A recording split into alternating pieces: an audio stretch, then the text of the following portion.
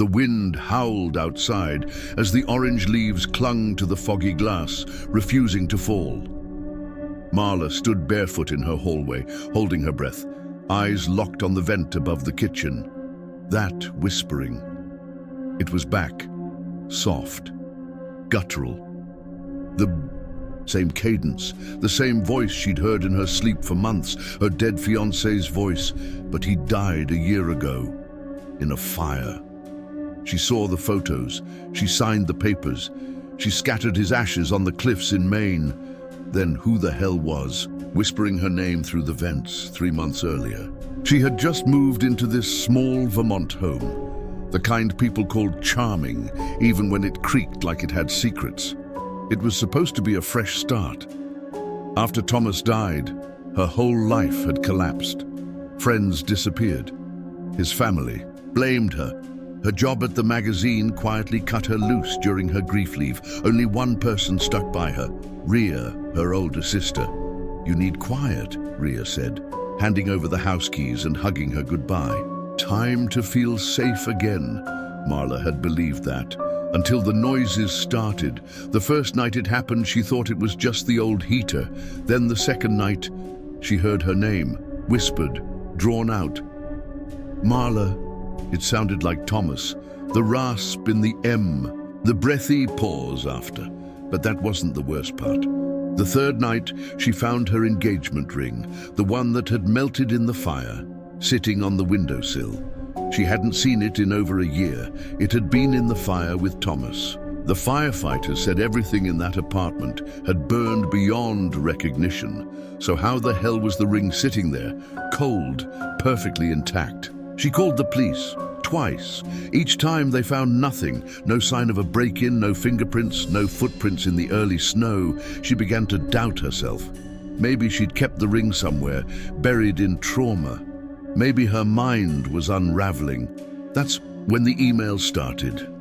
From an anonymous sender. "You forgot something, Marla." Attached was a photo of her and Thomas at the pumpkin patch 2 years ago, a candid shot she didn't even know existed, and another email the next night. "I never left you." This time, it was a video. Blurry, low-res, but clearly shot inside her house. From the corner of her bedroom, watching her sleep, she installed cameras the next day. 4, placed around the house. She barely slept, barely ate. Rhea came up to stay with her. Practical, skeptical Rhea, always the older protector. "It's someone messing with you," she said. "An ex? A sick fan? Thomas is gone. He's not haunting vents or sending emails." That night, Marla agreed to sleep while Rhea stayed up with the cameras. At 3:41 a.m., Rhea woke her up, pale, shaking. "There's someone in the vent," she whispered. They called the police. Again. This time, the cops actually climbed into the crawl space above the kitchen. They found something, not a man, but a mattress, a pair of boots, empty food wrappers, a phone. Someone had been living above Marla's ceiling for God knows how long. The officer handed her the phone in an evidence bag.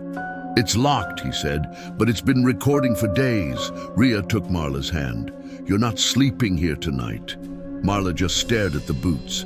They were Thomas's, or at least identical to the ones he always wore. Back at Rhea's apartment, Marla sat silent on the couch, gripping a mug that had long gone cold. She wanted to believe it was over. The cops had found the hideout. Whoever it was, they'd fled. But the next morning, another email arrived. "I told you, I never left." Attached was a voice memo. She played it. Her blood ran cold. The voice was Thomas, but not from before. It was recent. He said her name again, the same way he always did. And then, "Rhea's lying to you." Rhea stood frozen in the kitchen doorway, holding her phone like it was made of glass. "You okay?" Marla asked, trying to steady her breath. Her coffee shook in her hand, untouched. Rhea forced a smile. "Yeah, just tired." But something was wrong. Off. Ever since they left Marla's house, since the cops found that hidden crawl space. Rhea had been acting strange, jumpy, overprotective, like she was trying to steer every conversation away from the emails. From him, especially from that last message. "Rhea's lying to you." Marla hadn't told her about that line. Not yet. Not until she could understand what it meant. Because how could Rhea be lying? Rhea was all she had. That day, Marla waited for Rhea to leave for work before doing something she never thought she'd do. She snooped. She started in the guest room closet, just coats and dust. Then the hallway, the drawers. She wasn't even sure what she was looking for until she opened the locked door to the basement. The air was cold, musty. The kind of cold that didn't come from weather. It came from secrets. Rhea had always said the basement was unfinished. Nothing down there but boxes and old furniture. But as Marla stepped down the creaking wooden stairs, she realized that was a lie, because right there in the corner was a photo, framed, face down. She picked it up. Her heart thudded.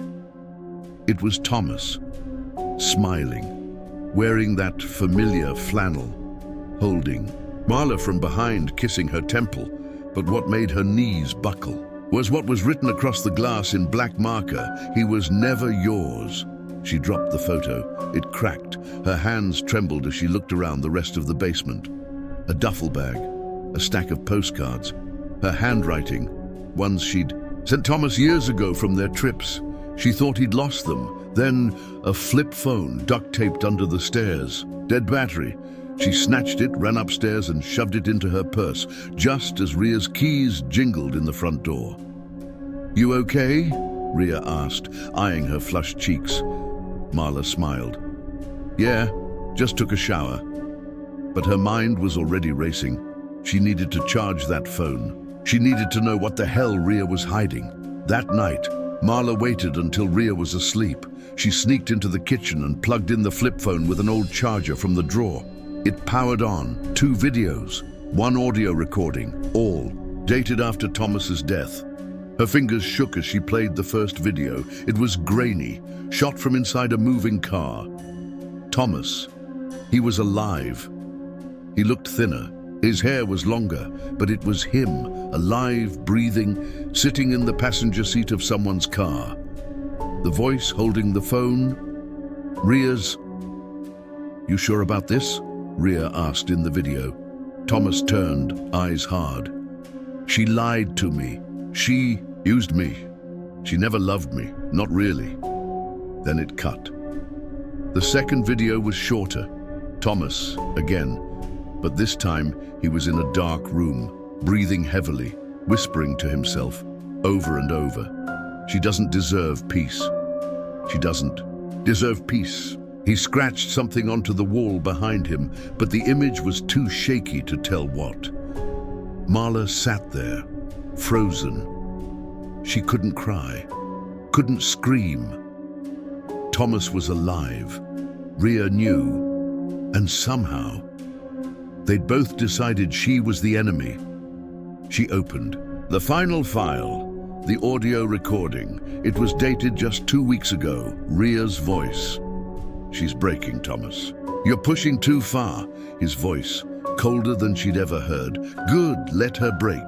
The next morning, Marla packed a bag. She told Rhea she needed air, a solo drive to clear her head. Rhea offered to come. Marla declined. "Just a few hours, I promise."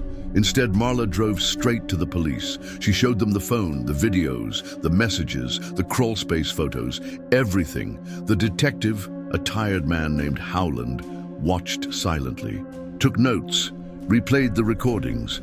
Finally, he looked up and said, "You realize what this means, right?" Marla nodded slowly.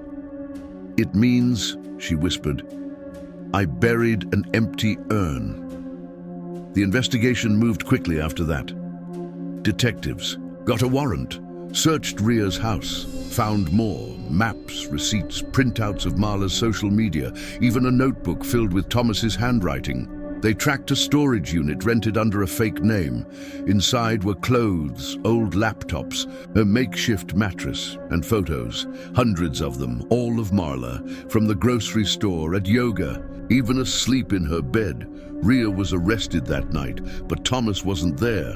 When the cops questioned Rhea, she claimed she didn't know where he was now. "He left me too," she snapped, handcuffed and red-eyed. He was obsessed with her. "Not me." The detective said she showed no remorse, no guilt, only rage. Like everything she did made sense in her own twisted logic. According to the files they recovered, the plan had been simple at first. Thomas would fake his death. Rhea would cover for him. Together, they'd watch Marla unravel. It started as revenge, but something changed. Thomas became unpredictable, violent, paranoid, and then he vanished. 3 weeks passed. No sightings, no leads. Marla moved into a safe apartment, changed her name on social media, started therapy, tried to sleep. But one morning, her therapist asked her gently, "Do you want to know what he wrote?" Marla paused. "Wrote?" The therapist nodded. "In the crawl space, scratched on the wall." Marla hesitated, then nodded.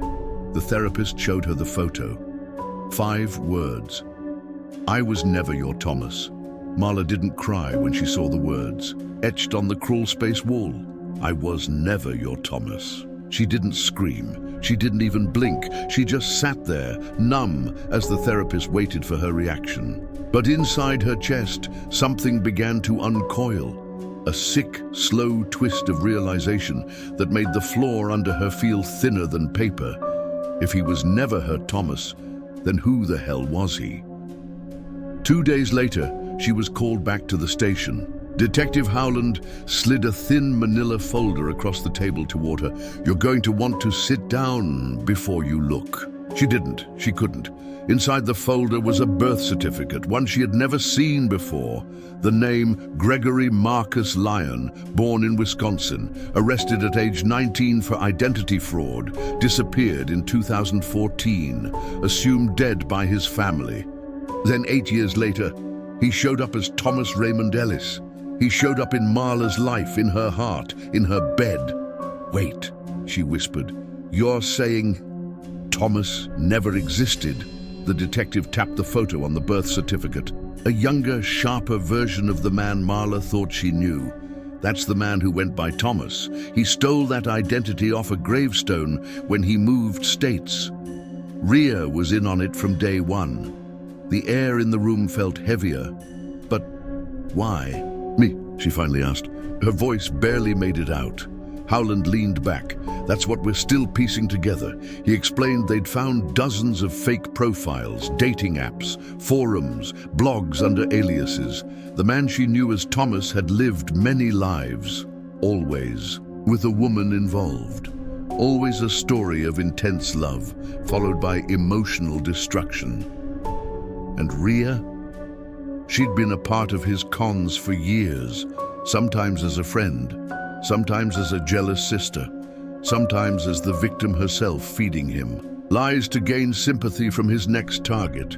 It wasn't love, it was theater. And Marla was just the next act. That night, Marla didn't sleep. She sat in the dark corner of her new apartment, flipping through old journals, texts, and birthday cards. All the words Thomas had ever said to her, they weren't real. The poems, copied from old websites. The pet name Redbird, used in a chat with a different woman 2 years ago, and yet she remembered the way he'd touched her back when she had anxiety attacks, the way he'd held her after her father's funeral. That was real. It had to be, unless it was all rehearsed. The next morning, Marla called Detective Howland. "There's one place you haven't looked," she said. "Where's that?"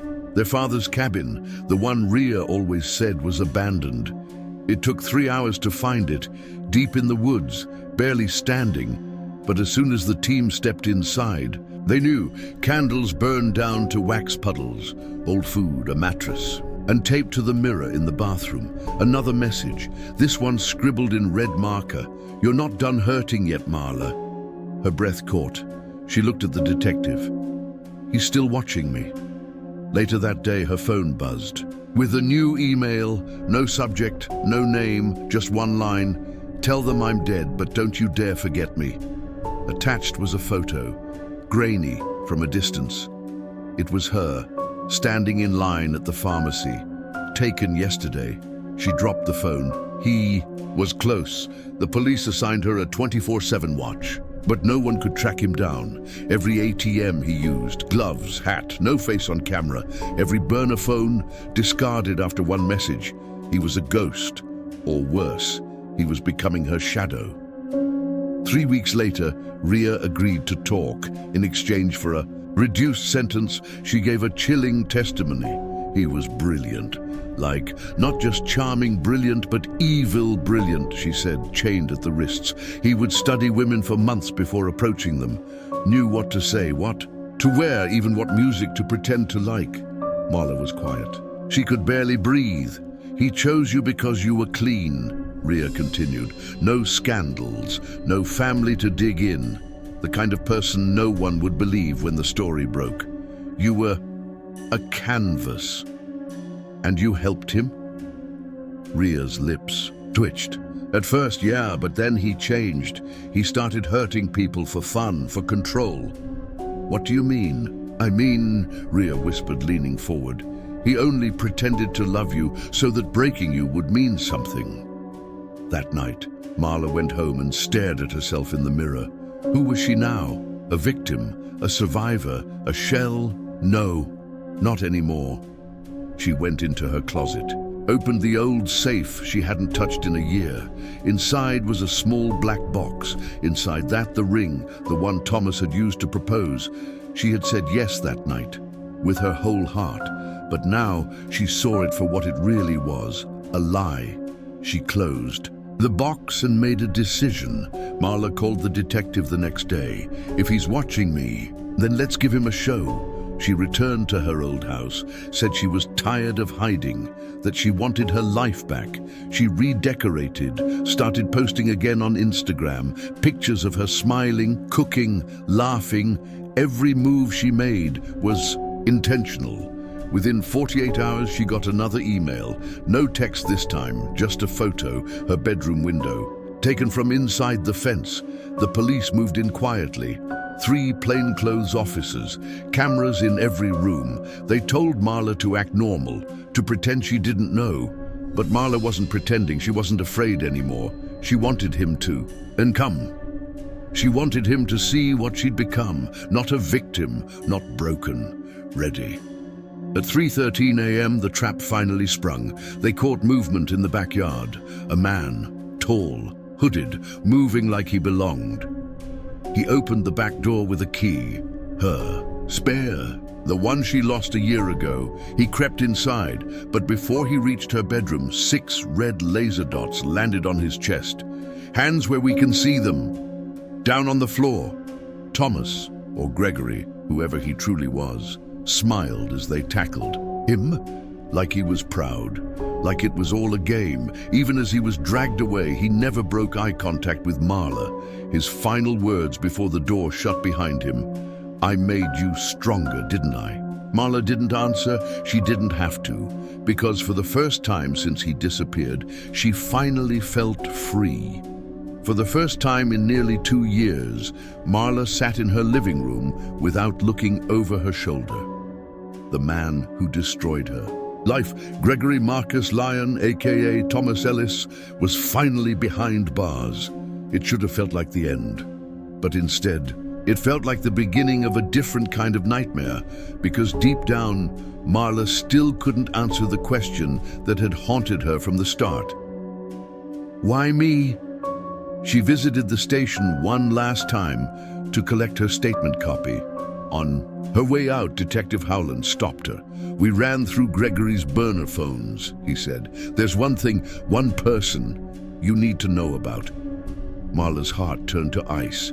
Who? He hesitated. A woman named Sandra, Legee Matheson. Marla's knees buckled. Sandra, her therapist. All the sessions. All the secrets Marla had spilled, all the times Sandra had said, "You're doing better than you think." All the time she urged her not to involve police, to forgive, to be cautious. Marla felt like she'd been punched in the soul. "But why?" she whispered. "Why would a licensed therapist help a monster like him?" The answer didn't come from Howland. It came from an envelope waiting on Marla's doorstep that night. No postage, no return address. Inside, a single sheet of paper. "I knew you'd be strong enough to survive him. I just didn't know you'd come back stronger than me." There was a photo tucked inside, a blurry image of Sandra, years younger, her arms wrapped tightly around a familiar man, Gregory. They were in love. Marla paced the floor. Her mind spiraled. Every vulnerable story she ever told, every tear she cried in that therapy room, he'd been listening. Through Sandra. And that's when it hit her. Gregory hadn't just manipulated her heart. He had reconstructed her reality, brick by brick. Even her healing had been scripted. She reported the evidence to the police, but Sandra had already vanished. No sign of her at her office. No charges filed under her real name. No license under Sandra Lee Matheson. It had been forged. She was never a therapist. She was a handler. A character in Gregory's performance, and Marla was just another audience member. Until now, the police did what they could. But in the end, Sandra disappeared the same way Gregory had once done. And yet, Marla didn't feel powerless this time. She wasn't the woman she used to be. She'd survived love, lies, betrayal, and had clawed her way back without letting it destroy her softness. But she also knew one truth she couldn't ignore. You don't come out of a war like that unchanged. A year passed. Gregory was sentenced to 18 years for fraud, identity theft and attempted assault, returned state's witness and received a reduced sentence with probation. And Sandra, still missing. Still a ghost, but Marla rebuilt, slowly, purposefully. She moved to Oregon, opened a trauma support center for women, named it Redbird Haven, after the name Gregory once gave her that she now claimed as her own symbol of rebirth. One day, while sorting mail at the center, Marla found a thick manila envelope with no return address. Her heart stuttered. Inside, a USB drive and a letter. "I'm not writing to haunt you. I'm writing to finally give you the truth I never had the guts to say when I was free." It was from Gregory. She stared at the letter, her hands trembling. "I laid to you because I was born broken. I learned how to survive by wearing masks. But the truth is, with you, it was the only time I almost didn't want to lie. And that scared the hell out of me. Sandra wasn't just helping me, she was trying to keep me alive. But we crossed too many lines. I deserve to be where I am. But you didn't deserve any of it. You were the only real thing in my entire lie of a life. And the fact that you survived me makes me think maybe there's hope for people like me too." The letter ended with one sentence: "I loved you the only way I knew how," which wasn't love at all. Marla never opened the USB. She didn't need to. She didn't need his explanations, his half-redemptions. She had given him too much already. What she needed now was peace, and peace doesn't come from answers. It comes from letting go of the questions. 2 years later, Marla stood before a group of survivors at a retreat. She told her story, the real one, not the perfect one, not the one that paints her as brave and untouchable. She told them how it broke her, how she lost herself, how she let herself be destroyed, and how she crawled out anyway. Not prettier, not cleaner, but realer, stronger, fiercer, and the room was silent, because everyone knew the truth in her voice. After the session, one woman approached her in tears. "Your story. It gave me permission to stop pretending I'm okay." Marla smiled, the kind of smile that knows pain intimately. Then it was worth it. Sometimes, the people who hurt us the most aren't strangers. They're the ones who held our hearts. But healing isn't about forgetting the betrayal. It's about choosing who we become after. Marla didn't become fearless. She became fear-facing, not because she never got hurt, but because she refused to stay broken. Her story wasn't about a man who lied, it was about a woman who remembered who she was after everything was taken. The end.